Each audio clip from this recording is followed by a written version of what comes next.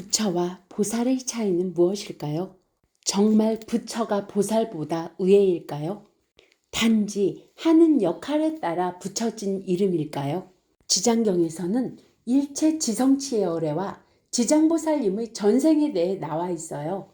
두 분은 전생에 이웃나라의 왕이었어요. 더불어 벗이 되어서 십선을 행하여 중생들을 이롭게 하였죠. 여기서 십선이라는 게 뭘까요? 십악을 안 하는 거예요. 십악을 하지 않으면 십선이 되는 거죠. 십악은 몸으로 짓는 것, 입으로 짓는 것, 뜻으로 짓는 것으로 나누어져 있어요. 몸으로 짓는 것, 첫째가 살생, 두 번째가 도둑질, 세 번째가 간음입니다. 입으로 짓는 것은 네 가지나 돼요. 첫째가 거짓되고 헛된 말, 두 번째가 이간질, 고자질, 불필요한 참견 등이죠. 세 번째가 괴롭히는 말이나 따돌리는 말, 욕, 비방하고 모욕하는 말, 악성 댓글 등이 악구중재에 속합니다. 네 번째가 지금 보이스피싱처럼 진실과는 거리가 먼데도 교묘하게 속이는 말입니다. 이 네 가지를 입으로 짓는 중재에 속합니다. 나머지 세 개는 뜻으로 짓는 중재예요. 그 첫째가 인의 예지 신을 하지 않는 정도를 모르는 탐욕.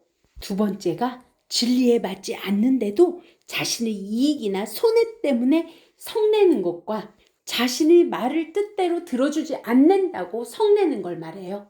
세 번째는 우주의 이치와 진리인 인연가보법을 부정하는 생각, 말, 행동, 곧 그릇된 견해를 말하죠.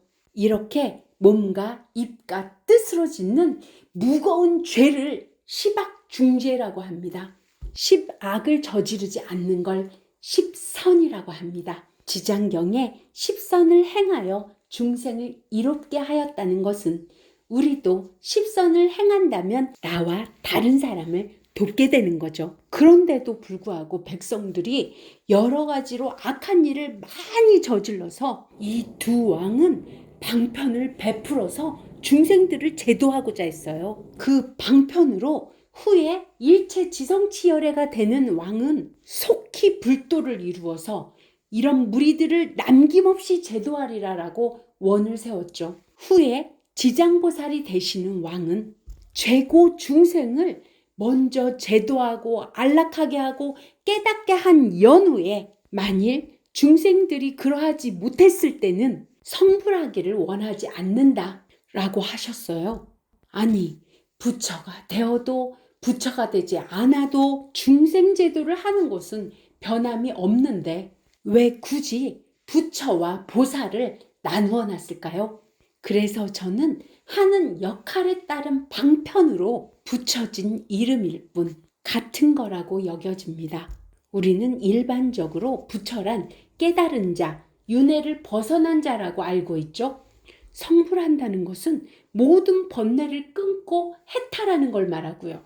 어떤 분은 부처와 보살은 다르다. 부처 밑에가 보살이다. 이렇게 저에게 우겨댈 수도 있을 것 같아요. 부처란 깨달은 자인데 그럼 지장보살님께서 깨닫지 못하였단 건가요? 성불이란 번뇌를 끊고 해탈하는 것인데 지장보살님께서 깨닫지도 못하고 해탈하지도 못하셨으면서 중생들을 제도하고 안락하게 하고 보리까지 깨닫게까지 할 수 있다는 건가요? 그게 아니라는 건 여러분도 모두 알고 계시잖아요.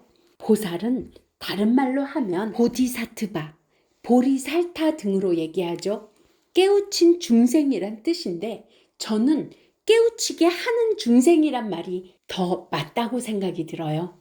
굳이 힘든 중생의 몸으로까지 태어나 중생들을 깨치려고 하는 분을 우리는 보살이라고 부르는 거죠. 그래서 저는 부처와 보살은 방편의 이름일 뿐 모두 부처님이라 생각이 듭니다. 그런데 중생 제도를 위해 굳이 중생 몸으로까지 태어나셔서 피곤하고 힘든 것을 사양치 않고 지장보살님께서 영원히 죄고 중생을 제도하겠다. 모든 중생들을 교화하고 제도하여 해탈시켜 부처님의 수기를 받게 하겠다. 내 마음도 내 뜻대로 안 되는데 다른 중생을 교화시킨다는 것, 그것이 얼마나 힘든 일인데 영원히 하겠다고 하시는 걸까요?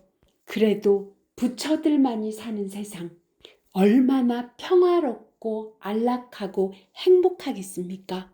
그럼 앞서 말한 저희 말을 기억하시면서 지장경 본문을 들어주세요. 바로 전 동영상 해탈에 이어 지장경을 독경하겠습니다. 이 말씀을 하실 때 회중에 있던 정자제왕이라는 한 보살 마살이 부처님께 아뢰옵기를, 세존이시여, 지장보살은 여러 겁으로부터 지금까지 어떤 발언을 하였기에 이제 세존의 은근하신 찬탄을 받게 되었나이까? 원컨대 세존께서는 간략히 말씀하여 주옵소서. 그때 부처님이 정자재앙 보살에게 이르시기를, 자세히 듣고 자세히 들어서 잘 생각하라. 내가 그대를 위해 분별하여 해설하리라. 저 지난 과거 한량없는 아승지 나유타, 말로 할 수도 없는 거부이, 그때 부처님이 계셨으니 호는 일체 지성치열의 응공정변지 명행족 선서 세간해 무상사 조어장부 천인사 불세존이셨고 그 부처님의 수명은 6만겁이었다. 이 부처님이 출가하시기 전에는 작은 나라의 왕이 되어 한 이웃나라의 왕과 더불어 벗이 되어 함께 십선을 행하여 중생을 이롭게 하였다. 그런데 그 이웃나라에 사는 백성들이 여러 가지로 악한 일을 많이 짓기에 두 왕은 의논하고 널리 방편을 베풀자고 하였다.